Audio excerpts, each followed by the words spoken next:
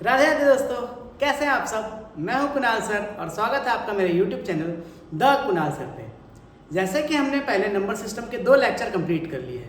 पहले लेक्चर में मैंने natural number, whole number, even number, odd number और प्राइम नंबर के बारे में बताया था और दूसरे लेक्चर में उनसे रिलेटेड काफ़ी सारे क्वेश्चंस करवाए थे।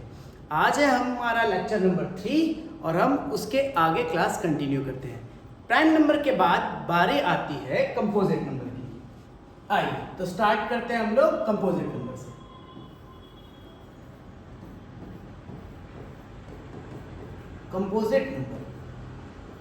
कंपोजिट नंबर को हिंदी में क्या कहते हैं? भाज्य संख्या। जैसा कि आप देख रहे हैं, प्राइम का मतलब अभाज्य था और कंपोजिट का मतलब भाज्य हो रहा है। तो भाज्य का मीनिंग क्या हुआ?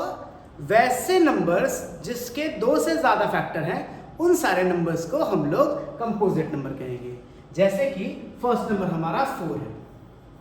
4 देखिए तो इसके क्या क्या फैक्टर हैं? 4 1 से भी डिविजिबल होता है, 4 2 से भी डिविजिबल है और वो खुद से भी डिविजिबल है। तो हो गया ना इसके 2 से ज्यादा फैक्टर, है ना। तो 4 क्या है? ये कंपोजिट नंबर है। जैसे कि मैं बात करूं 6 की, 6 1 भी इसका फैक्टर है, 2 भी इसका फैक्टर है, 3 भी और 6 खुद भी।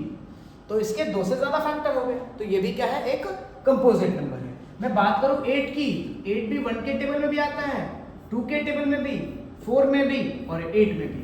इसके भी 2 से ज्यादा फैक्टर हो गए। अगर मैं बात करूं 9 की, तो 9 भी 1 के टेबल में आता है, 3 के टेबल में और खुद 9 के टेबल में। तो यहाँ भी 2 से ज्यादा फैक्टर दिखाई दे रहे हैं। तो ऐसे नंबर्स जिनके 2 से ज्यादा फैक्टर हो उन्हें हम कंपोजिट नंबर कहेंगे, भाज्य संख्या कहेंगे। ये जस्ट प्राइम नंबर के उल्टे, मतलब कि प्राइम का विलोम है ना कंपोजिट नंबर। तो भैया यहाँ आप देख रहे हो 4 से पहले कोई भी नंबर कंपोजिट नंबर नहीं होता। 1 वो तो प्राइम भी नहीं है, वो सिर्फ ऑड नंबर है। 2 पहला प्राइम नंबर था और यहाँ पे पहला कंपोजिट नंबर जो है वो क्या दिखाई दे रहा है आपको? 4 दिखाई दे रहा है। तो फर्स्ट कंपोजिट नंबर हो गया 4 और जो कि इवन है। तो भाई हमारा कंपोजिट नंबर जो होगा वो हो जाएगा स्टार्ट से 4 से स्टार्ट हो जाएगा। 4 6 7 तो नहीं होगा, 8 होगा, 9 भी होगा, 10 भी होगा, 11 नहीं होगा, 12 होगा, 13 नहीं होगा, 14 होगा, 15 होगा, 16 होगा और ऐसे जो भी नंबर्स जिनके 2 से ज्यादा फैक्टर होंगे वो सारे नंबर कंपोजिट नंबर होंगे। ध्यान देने वाली बात यह है कि फर्स्ट कंपोजिट नंबर जो है वो 4 है और साथ ही साथ वो इवन भी है। तो फर्स्ट इवन कंपोजिट नंबर बोले तो भी आंसर 4 होगा और फर्स्ट कंपोजिट नंबर बोले तो भी आंसर 4 होगा। अच्छा, क्वेश्चन ये भी बन सकता है कि सारे कंपोजिट नंबर इवन नंबर होते हैं? नहीं, ऐसा नहीं है। देखिए यहाँ पे 9 इवन दिखाई दे रहा है क्या आपको? ये 15 इवन दिखाई दे रहा है क्या आपको? नहीं। तो कंपोजिट नंबर इवन भी हो सकते हैं और कंपोजिट नंबर आपके ऑड भी हो सकते हैं। ठीक है, तो ये आपको ध्यान रखना है कि कंपोजिट इवन नंबर्स भी हो सकते हैं और कंपोजिट ऑड नंबर भी हो सकते हैं। पिछले लेक्चर में क्वेश्चन ऐसा था जिसमें ये बात मैंने बताई थी आपको। ठीक है, कंपोजिट नंबर क्लियर हो गया। चलिए आगे चलते हैं। नेक्स्ट नंबर हमारा जो है कंपोजिट के बाद वो है को प्राइम नंबर। को प्राइम नंबर हम किसे कहते हैं? आइए, को प्राइम नंबर।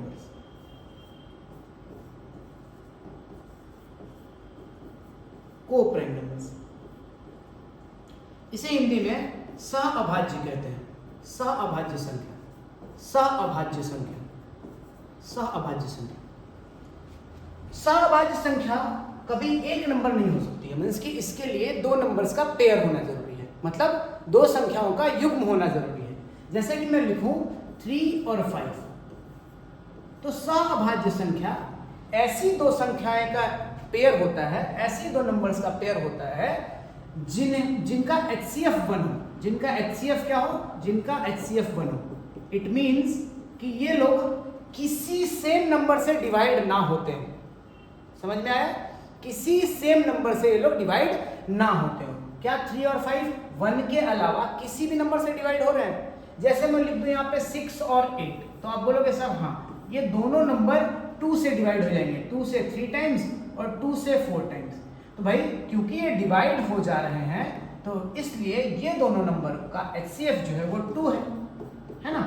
और क्योंकि इसका HCF 2 है और ये लोग किसी दूसरे नंबर से सेम नंबर से डिवाइड हो जा रहे हैं, इसीलिए ये को प्राइम नंबर्स नहीं होंगे। समझ आया?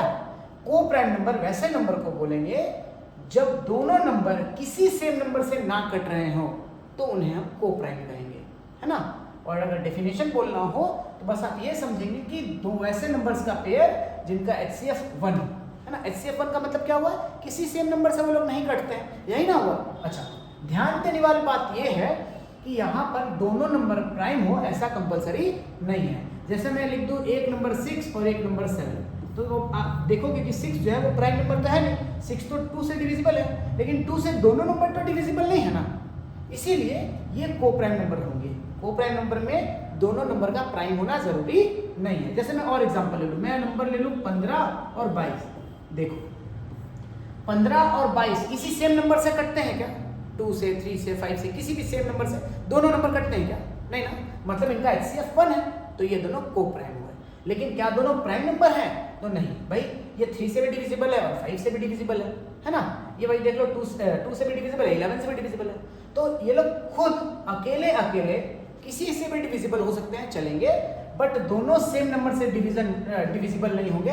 ऐसे पेयर्स को हम लोग को प्राइम नंबर बोलेंगे। क्लियर है? चलिए ठीक, को प्राइम नंबर क्या हुआ ये क्लियर हो गया। लिख देता हूं मैं यहाँ पे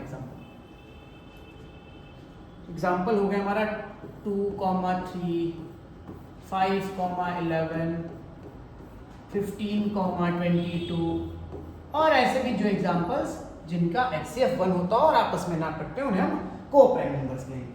आगे आते हैं, बात करते हैं इंटीजर्स की। इंटीजर्स क्या होते हैं? Set of all positive and negative numbers. क्या कहा मैंने? Set of all positive and negative numbers को हम इंटीजर कहेंगे। आइए देखते हैं।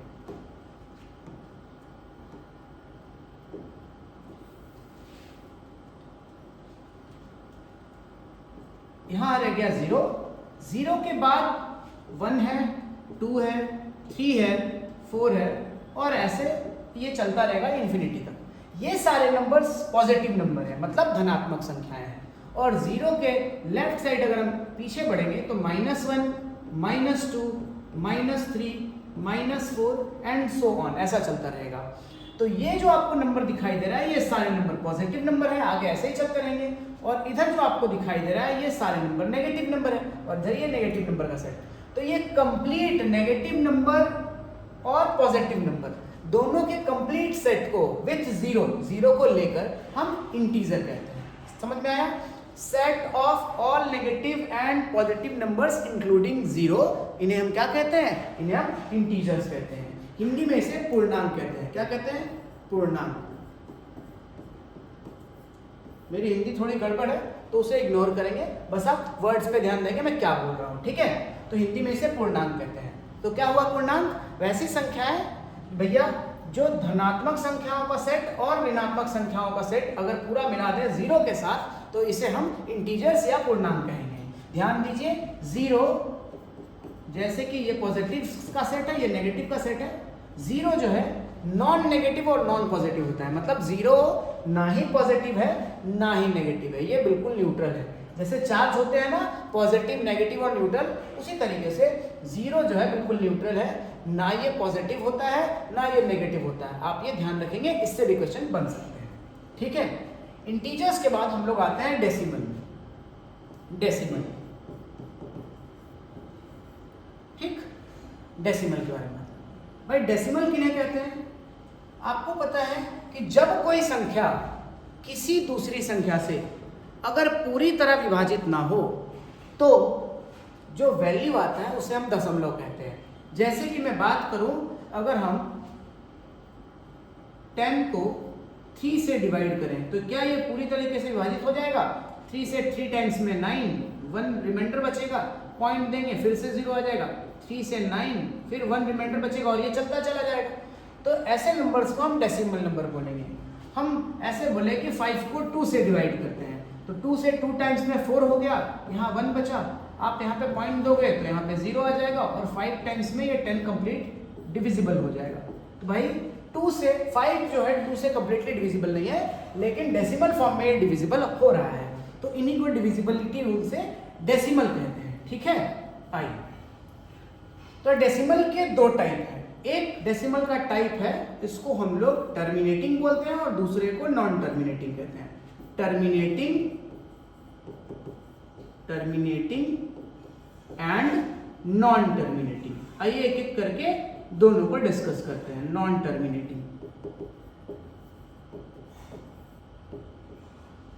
तो टर्मिनेटिंग को शांत दशमलव संख्या कहते हैं और नॉन टर्मिनेटिंग को अशांत दशमलव संख्या कहते हैं। दशमलव संख्या, डेसिमल को दशमलव कहा जाता है। टर्मिनेटिंग को शांत दशमलव संख्या और नॉन टर्मिनेटिंग को अशांत दशमलव संख्या कहते हैं। ठीक है, तो आइए शांत और अशांत, आइए देखते हैं, इस पे एक बार डिस्कस करते हैं हम लोग।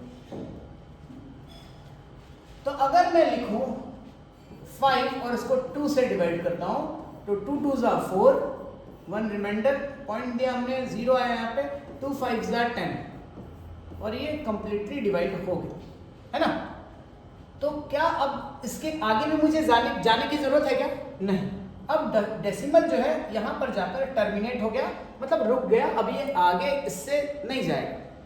ऐसे डेसिमल्स को हम लोग टर्मिनेटिंग डेसिमल कहेंगे, मतलब दशमलव कहीं ना कहीं जाकर समाप्त हो जाए, रुक जाए, ऐसे नंबर्स को हम टर्मिनेटिंग डेसिमल नंबर्स कहेंगे। तो समझ आ गया टर्मिनेटिंग किसे कहेंगे। और उसी प्रकार कभी कभी किसी नंबर्स को दूसरे नंबर से डिवाइड किया जाता है तो वो नॉन टर्मिनेटिंग वंस की कभी भी टर्मिनेट नहीं होते, जैसा कि अभी मैंने 10 को दिया था 3 से डिवाइड, 3 3 ज़ा 9, 1 रिमाइंडर पॉइंट दिया मैंने, 0 3 3 ज़ा 9, 1 और फिर 0 3 3 ज़ा 9, फिर 1 0 3 3 ज़ा 9। क्या ये कभी खत्म होने वाला है क्या? नहीं, ऐसा ये चलता ही रह जाएगा और ये डेसिमल भी आगे बढ़ता ही रह जाएगा। ये अशांत दशमलव है, ये कभी शांत नहीं होने वाला है। तो इसे हम क्या कहते हैं? इसे हम नॉन टर्मिनेटिंग डेसिमल कहेंगे। तो समझ आया आपको टर्मिनेटिंग डेसिमल और नॉन टर्मिनेटिंग डेसिमल। आइए अब टर्मिनेटिंग डेसिमल के कुछ एग्जांपल देखते हैं। टर्मिनेटिंग डेसिमल जैसे 2.5, 3.7, 4.93, 6.25, 5.398, ये सारे शांत दशमलव है क्योंकि कहीं ना कहीं जाकर के ये टर्मिनेट हो जा रहे हैं। अब आते हैं नॉन टर्मिनेटिंग को भी दो पार्ट में बांटा गया है। नॉन टर्मिनेटिंग, इन्हें भी कितने पार्ट में बांटा गया है? 2 पार्ट में बांटा गया है। नॉन टर्मिनेटिंग को भी 2 पार्ट में बांटा गया है। एक को कहा जाता है रिपीटिंग और दूसरे को कहते हैं नॉन रिपीटिंग। आइए इन पे चर्चा करते हैं। अभी मैंने आपको एग्जांपल दिया था रिपीटिंग वाले का, है ना। 10 को जब मैंने 3 से डिवाइड किया था तो 3.3333 ये आता चला जाता। ये जो संख्या है कभी टर्मिनेट तो नहीं कर रही है, लेकिन बार बार सेम ही डिजिट रिपीट कर रही है। पॉइंट की बात 3333, जैसे मैं ऐसे बोल दूं 0.454545 डॉट डॉट डॉट, ये भैया क्या ये टर्मिनेट कर रही है? नहीं, ये टर्मिनेट नहीं कर रही है, लेकिन ये रिपीट कर रही है। तो नॉन टर्मिनेटिंग है बट रिपीटिंग है। ये क्या है सर? ये non terminating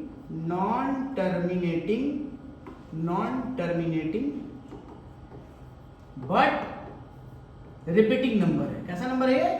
non terminating but repeating number है ना। तो आपको दशमलव समझना है।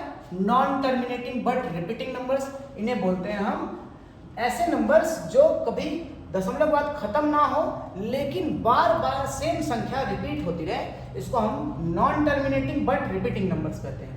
ठीक, कुछ संख्याएं ऐसी भी होती हैं जो ना ही रिपीट करती हो और ना ही टर्मिनेट करती हो। जैसे कि मैं एग्जांपल दे रहा हूं आपको, जैसे मैं बोलूं 1.010010001000001, देखिए एक पैटर्न तो फॉलो कर रहा है। क्या ये शांत है? नहीं, ये डॉट डॉट का मतलब हो रहा है ये अशांत है, ये आगे ऐसे बढ़ता चला जाएगा। लेकिन क्या सेम नंबर बार बार रिपीट हो रहा है? नहीं। 01 001 001 00001, ये नंबर्स तो सेम नहीं है। नंबर सेम कब होते हैं? जब 0 1 0 1 0 1 0 1 ऐसे आते थे तो हम इसे क्या बोलते हैं, नॉन टर्मिनेटिंग लेकिन रिपीटिंग। यहाँ नॉन टर्मिनेटिंग और नॉन रिपीटिंग। और कुछ एग्जांपल ले लेते हैं, जैसे जितने रूट वाले नंबर हैं, अगर मैं √2 को डिवाइड करूं तो वैल्यू 1.41437926 ऐसा कुछ भी आता है। ये नंबर कभी भी ना टर्मिनेट करेंगे और ना ही रिपीट करेंगे। रूट वाले जितने नंबर है खास करके वो सारे नंबर्स ना ही टर्मिनेट करते हैं ना रिपीट करते हैं। तो अभी ये वाले नंबर्स को हम बाद में डिस्कस करेंगे, फिलहाल अभी इस पे चर्चा कर रहे हैं, ठीक है। इनका आगे काम है। तो अभी फिलहाल आपको ये समझ में आया कि non terminating but repeating number किन्हें कहते हैं। आइए तो अब हम रिपीटिंग नंबर्स के बारे में बात कर लेते हैं। जैसे कि इन्हें रेकरिंग भी कहा जाता है। लिखा हुआ है 0.3 और इस पे बार दिया हुआ है। इसका मतलब होता है कि 0.3 अब ये बार बार रिपीट होता रहेगा। इसको आप रेकरिंग नंबर भी बोलते हैं कि ये रेकरिंग हो रहा है, 3 बार बार रिपीट कर रहा है। इस बार को आप रेकरिंग बोलते हैं। क्या बोलते हैं, रेकरिंग। अगर ऐसे लिखा रहे 0.43 और इस पे रेकरिंग दे दे तो इसका मतलब होता है 0.4343 ये बार बार आता ही रहेगा, ठीक है, ये रेकरिंग नंबर है। अगर मैं ऐसा लिख दूं 2.43 और सिर्फ 3 पे बार दे दूं, इसका मतलब है कि 2.4 तक तो ठीक है लेकिन 3 बार बार रिपीट करता रहेगा, 3 आता ही रहेगा। अगर मैं लिख दूं 5.396 और फिर 96 पे बार दे दूं, इसका मतलब है 5.3 तो ठीक है लेकिन 96 बार बार रिपीट होता रहेगा। तो ये सारे नंबर्स जो हैं ये नॉन टर्मिनेटिंग तो हैं, बट रिपीटिंग है। ध्यान देंगे आप, बट रिपीटिंग है, नॉन टर्मिनेटिंग बट रिपीटिंग। देख लीजिए एक बार, है ना। आइए आगे चले। अभी तक सब कुछ क्लियर है। Composite number, coprime number, integer, decimal 2 तरह के, टर्मिनेटिंग, नॉन टर्मिनेटिंग। टर्मिनेटिंग का मतलब जो डेसिमल कहीं ना कहीं जाकर शांत हो जाते हैं, रुक जाते हैं, टर्मिनेट कर जाते हैं, उन्हें टर्मिनेटिंग कहते हैं। और जो नहीं होते हैं उन्हें नॉन टर्मिनेटिंग। नॉन टर्मिनेटिंग के 2 टाइप हैं, एक रिपीटिंग और एक नॉट रिपीटिंग। तो आज हम लोग रिपीटिंग पे चर्चा कर रहे हैं, नॉन रिपीटिंग पे नेक्स्ट क्लास में चर्चा करेंगे, ठीक है। आइए तो नॉन टर्मिनेटिंग को अगर आपको देखना है कि कोई नंबर नॉन टर्मिनेटिंग है डेसिमल, तो विदाउट डिवीजन, जैसे अभी मैंने डिवाइड करके चेक किया ना कि ये टर्मिनेटिंग है कि नहीं है। अगर मैं आपको बोलूं कि डिवाइड नहीं करना है भाई, ऐसे देखकर बताना है कि ये नॉन टर्मिनेटिंग होगा या टर्मिनेटिंग, हम कैसे पता करेंगे? तो आइए हम वो सीखते हैं इसके बाद, है ना। चलिए, जैसे मैं बोलूं कि 3 को अगर 10 से डिवाइड दे दे, मतलब 3/10, ये भाई टर्मिनेटिंग है कि नॉन टर्मिनेटिंग है, आप कैसे बताओगे? जैसे मैं बोलूं कि 7 को अगर डिवाइड दे दूं 15 से, तो ये टर्मिनेटिंग होगा या नॉन टर्मिनेटिंग होगा? अगर मैं कह दूं 8 को डिवाइड देना है 125 से, तो ये टर्मिनेटिंग होगा या नॉन टर्मिनेटिंग होगा? अगर मैं कह दूं कि 12 को डिवाइड देना है 625 से, 625 छोड़ो, 32 से डिवाइड देना है, तो ये डिवाइड कंप्लीटली होगा या नहीं होगा? अगर मैं कह दूं कि 9 को डिवाइड करना है आपका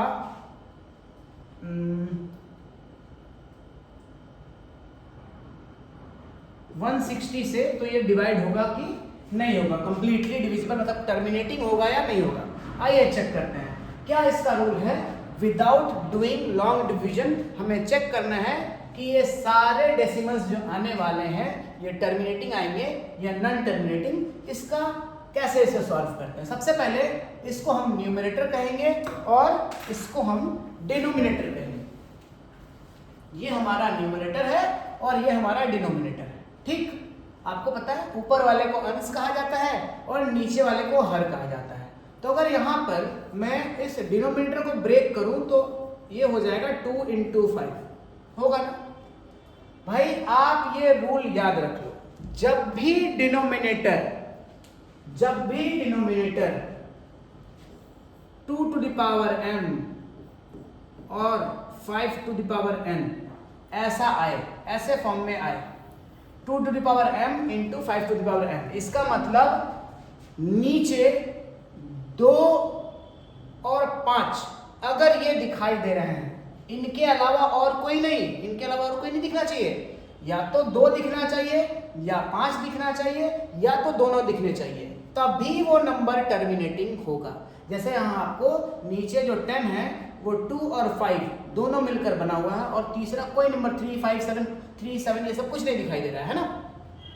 तो ये नंबर जो है ये टर्मिनेटिंग डेसिमल होगा। आप इसको सॉल्व करेंगे तो ये कहीं ना कहीं जाकर टर्मिनेट हो जाएगा।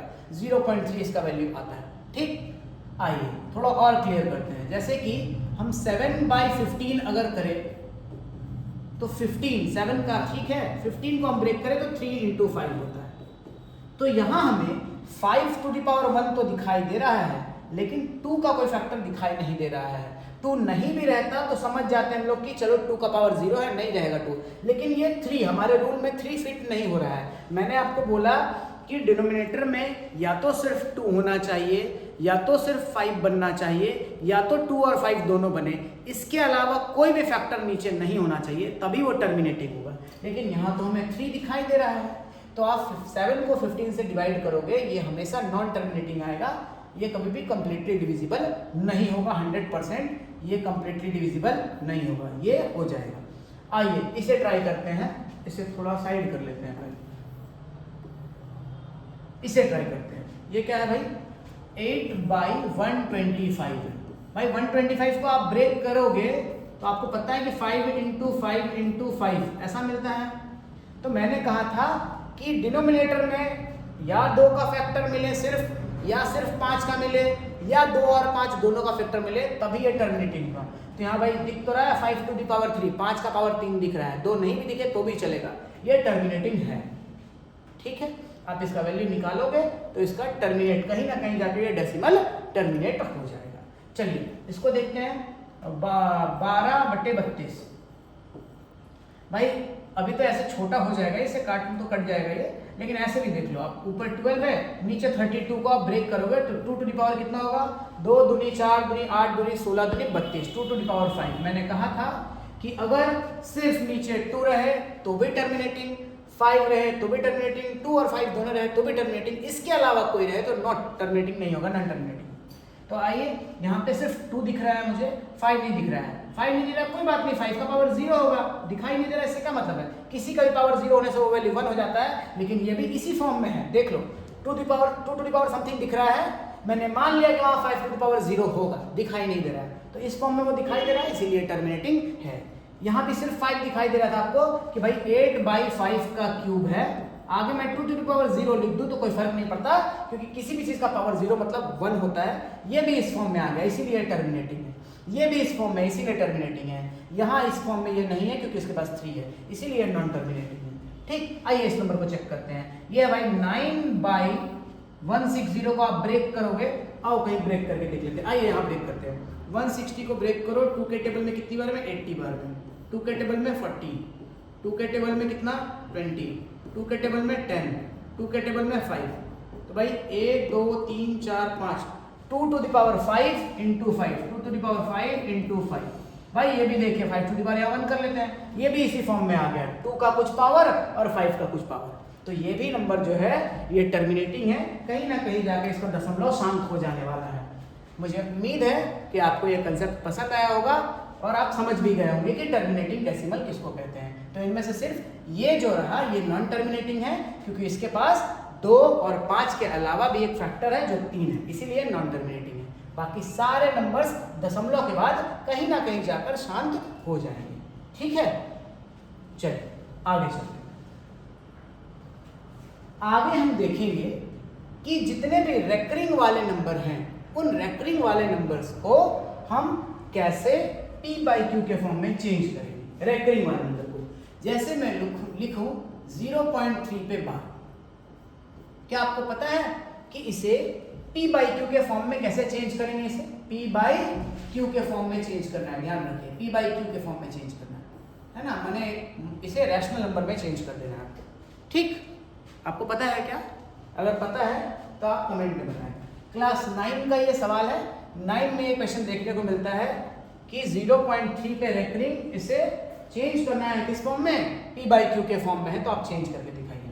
तो भाई मैं एक बार बेस बता देता हूँ कैसे बनता था ये, फिर उसके बाद आपको एक ट्रिक बताऊंगा जिससे ये बिल्कुल आसानी से सॉल्व हो जाएगा। आइए, 0.3 पे बार है तो इसका मतलब होता है ये 0.3333 ये रिपीट करता रहेगा, है ना, ये कभी टर्मिनेट होगा ही नहीं, ये रिपीट ही करता रहेगा, नॉन टर्मिनेटिंग है बट रिपीटिंग है ना।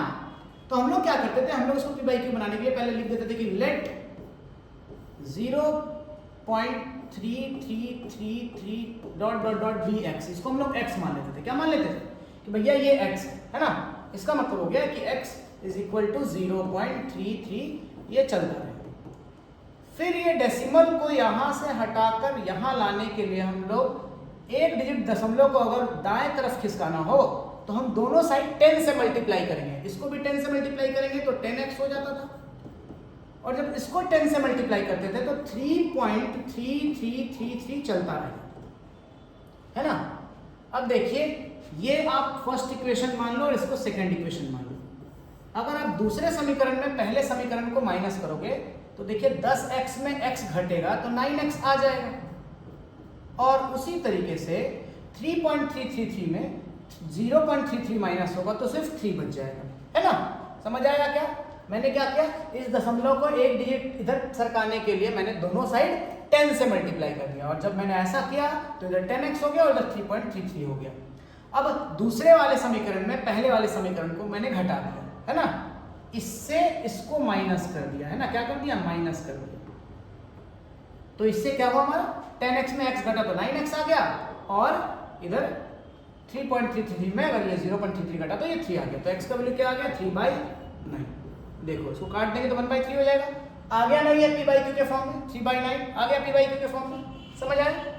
ऐसे और भी बहुत सारे क्वेश्चंस थे जिन्हें आपको P बाई क्यू में बदलना था। आइए एक दो क्वेश्चन और हम लोग देखते हैं, पहले लॉन्ग मेथड देख लेते हैं, फिर बेसिक्स समझ में आ जाए तो फिर हम लोग देखते हैं कि इसे ट्रिक से कैसे सॉल्व करेंगे, है ना। एक और नंबर लेते हैं, मान लेते हैं हम कहें आपको 0.45 और इस पे बार है, इसको बनाना। चलिए एक बार आप बनाकर दिखाएंगे, ठीक, अपने कॉपी में ट्राई करेंगे, अगर आपको समझ आ रहा है तो फिर मैं बनाता हूँ।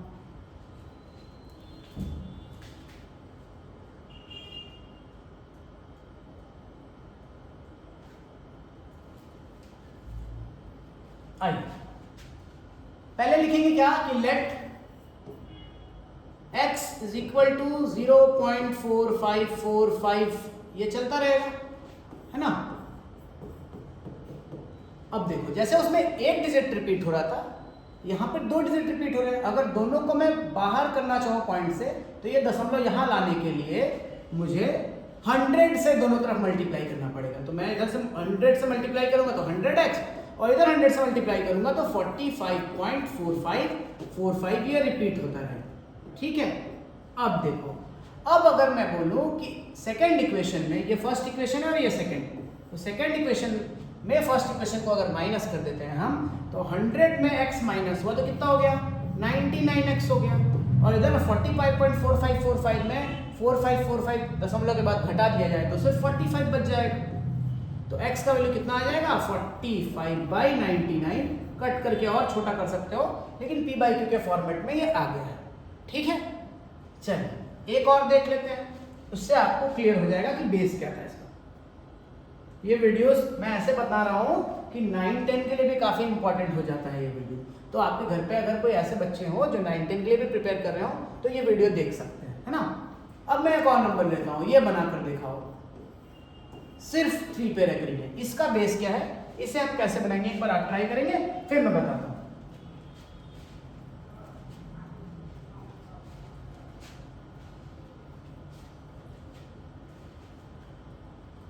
आज अब करते हैं, देखो यहां पे अगर मैं इसे लिख दूं कि let x is equal to, तो क्या लिखना होगा 0.5, और रिपीट क्या करेगा सिर्फ 3 रिपीट करता रहेगा, है ना, ऐसा नंबर आता रहेगा।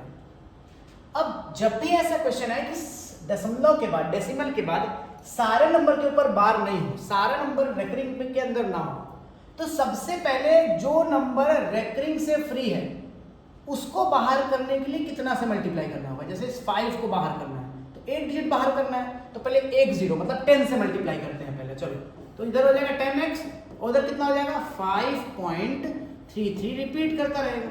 किसी को दिक्कत है तो बोलिए, है क्या? नहीं ना? चलिए पहला स्टेप ये।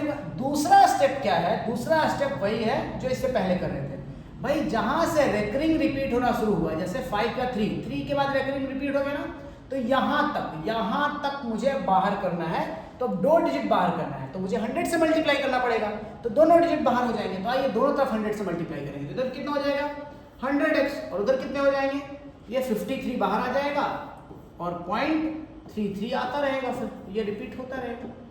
समझ आया क्या? मैंने पहले उस नंबर को बाहर किया जिस पे रेकरिंग नहीं था, तो उसके लिए एक डिजिट बाहर करना पड़ा, तो 10 से मल्टीप्लाई करना पड़ा।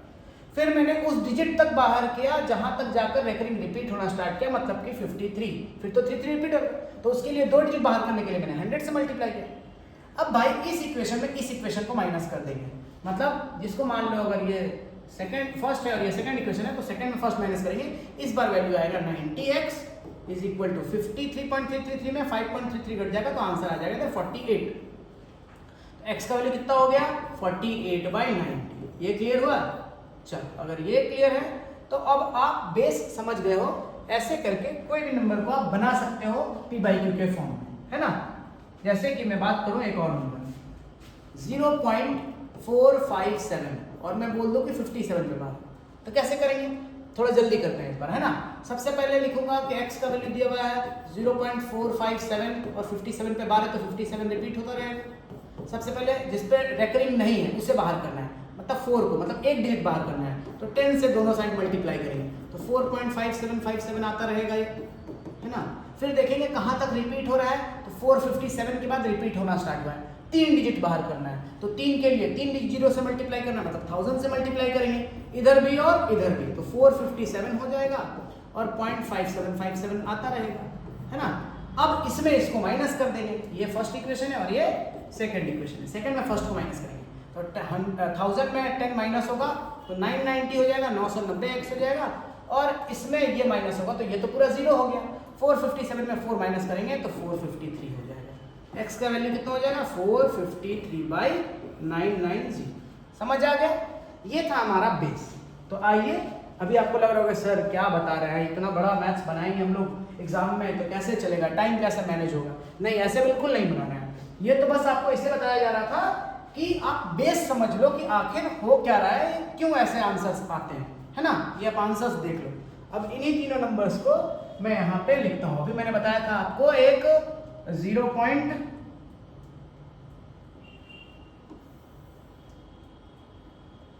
अभी मैंने बताया था 0.3 पे बार था, है ना? और क्या बताया फिर मैंने उसके बाद मैंने बनाया ये वाला 0.45 और दोनों पे बार था। फिर मैंने बताया 0.53 और सिर्फ 3 पे बार था शायद, है ना? 0.53 सिर्फ 3 पे बार था। फिर मैंने बताया 0.457 और 57 पे बार बताया ना मैंने। चलो और ले लेते हैं। मैंने ले लिया 1.45 और पूरे पे रेकरिंग है। फिर लिया मैंने 2.53 और सिर्फ 3 पे रेकरिंग है। इतना शायद काफी होगा आपको समझाने के लिए। आइए समझते हैं क्या करेंगे अब। जब भी देखो भाई, इसको आप चादर समझ लो, है ना? सबसे पहले आप 3 लिख दो। उसके बाद क्या करो, देखो ये चादर कितने डिजिट के ऊपर है, तो आप बोलोगे सर 1 डिजिट के ऊपर है। तो इस चादर के लिए जितने डिजिट पे है चादर उतनी बार 9 लिख दो, तो आप यहाँ 9 लिख दोगे। तो आंसर क्या आ गया 3/9। फर्स्ट वाले का आंसर चेक कर लेना, यही होगा, है ना? आइए इसको बनाते हैं 45। तो भाई यहाँ 45 को पहले लिख देंगे। फिर देखेंगे चादर कितने के ऊपर है, तो सर 2 डिजिट के ऊपर है, तो आप 2 बार 9 लिखेंगे, 99। ये भी निकल गया रूट से बाहर, ठीक है? क्यों? सही है ना? यही था आंसर। इससे पहले वाले आंसर को आप चेक कर लो, यही होगा। आइए ये अच्छा है, इसको देखते हैं। 53 का पहले 53 लिखेंगे। अब देखो इस वाले क्वेश्चन में जिस नंबर पे बार नहीं होगा उस नंबर को आप माइनस कर दोगे, ठीक? जिस नंबर पे बार नहीं होगा उस नंबर को आप माइनस कर दोगे। और नीचे क्या करोगे, जितने ऊपर चादर है, कितने के ऊपर चादर है 1 डिजिट के ऊपर, तो जितने के ऊपर चादर है उसके लिए क्या लिखते थे 9। और जिसके ऊपर चादर नहीं है, कितने डिजिट पे चादर नहीं, 1 डिजिट पे, तो उसके लिए आप 1 0 डाल दोगे। जितने पे चादर होगा उसके लिए 9, जितने पे नहीं होगा उसके लिए 0। चादर के लिए 9, बिना चादर के लिए 0। चलो ठीक है। इसको बनाते हैं। तो इसका वैल्यू कितना आ गया 48/90 आ गया इसका आंसर। मैच कर लेगा पीछे से। चलो इसको देखते हैं। पहले हम लोग लिख लेंगे 457। इसमें माइनस क्या करेंगे, किस पे बार नहीं है भाई, 4 पे नहीं है, इसको माइनस कर लो। नीचे चलते हैं, सबसे पहले क्या लिखेंगे, 2 पे चादर है, 2 पे चादर, 2 डिजिट, 2 पे 9, 2 9 हो जाएगा। 1 पे चादर नहीं है तो 1 0। दिक्कत है कोई? चलो दिक्कत है तो बोलेंगे प्लीज। और हम लोग 2 नंबर और करते हैं नीचे, है ना, ये 2 नंबर और आइए। देखो इतने में दिक्कत है क्या? नहीं ना, आइए इसको भी करते हैं। अगर ऐसा रहे क्वेश्चन तो भाई क्या करेंगे, जैसे लिखते हैं हम लोग 1 पूर्णांक कितने बटे इतना, उस तरीके से लिखना है इसको। 1 को ऐसे होल में ऐसे लटका देंगे, 45 को ऊपर लिख देंगे, और कितने पे चादर है, 2 डिजिट पे है, तो यहाँ पे 2 बार 99 लिख देंगे। अगर आप देखोगे कि इसको सॉल्व करने से जितना ऊपर रहेगा, क्योंकि 99 को 1 से मल्टीप्लाई किया 99, फिर ये ऐड करना है ना, तो आपस में इन्हीं दोनों को ऐड कर दोगे तो आ जाएगा 144/99। आप सॉल्व करके देख लेना, यही आंसर आएगा। चलिए इसको देखते हैं। यहाँ पर लिख देंगे 2। अब ऊपर क्या करेंगे भाई, 53 पहले लिखेंगे, किस पे रेकरिंग नहीं है, 5 पे नहीं है तो 5 को माइनस करेंगे। नीचे देखेंगे भाई चादर 1 पे है तो 1 9, और जिस पे चादर नहीं है 1 पे नहीं है तो 0। तो ये कितना आ गया 2 होल 48/90। इसको सॉल्व करेंगे तो कितना आएगा, इधर हो जाएगा 90 का 2 से मल्टीप्लाई करेंगे तो 180, और उसमें 48 और ऐड कर देंगे तो 228/90। ये आंसर हो जाएगा। ठीक है, देखिए तो कैसा लगा ये कंसेप्ट, अच्छा है। एक बार देख लो, जितने पे चादर है उसके लिए 9, जितने पे चादर है उसके लिए 9, जिस पे चादर है 1 पे चादर 1 9 नहीं है, 1 पे 1 0, दोनों पे चादर है 1 पे नहीं है, 2 9 1 0। ये कंसेप्ट समझ आया? तो आज के वीडियो में हमने कंपोजिट नंबर देखा, को प्राइम नंबर देखा, इंटीजर्स देखा, डेसिमल देखा, डेसिमल में टर्मिनेटिंग देखा, नॉन टर्मिनेटिंग देखा, और फिर हमने सीखा कि नॉन टर्मिनेटिंग और टर्मिनेटिंग है कि नहीं वो कैसे चेक करेंगे, और लास्ट में हमने देखा कि नॉन टर्मिनेटिंग और रिपीटिंग वाले नंबर्स को कैसे p/q के फॉर्म में चेंज करें, और उसके लिए कुछ ट्रिक्स हमने देखे। तो उम्मीद करता हूँ आपको ये वीडियो बहुत पसंद आ रहा होगा। मैंने अभी इंस्टाग्राम और फेसबुक पे भी चैनल बनाया है। कुछ शॉर्ट्स अगर आपको देखने हैं तो वहाँ पर मैं रोज शॉर्ट्स अपलोड करूँगा, जिसमें बहुत सारे ट्रिक्स, करंट अफेयर के question, history, polity, geography, economics से रिलेटेड छोटे छोटे वीडियोस उसमें पोस्ट होंगे, तो आप वहाँ भी मेरे से जुड़ सकते हैं। ठीक है, मैं डिस्क्रिप्शन में इंस्टाग्राम और फेसबुक का भी लिंक डाल दूंगा। ठीक है, आता हूँ, आपसे मिलता हूँ नेक्स्ट वीडियो में। तब तक के लिए धन्यवाद।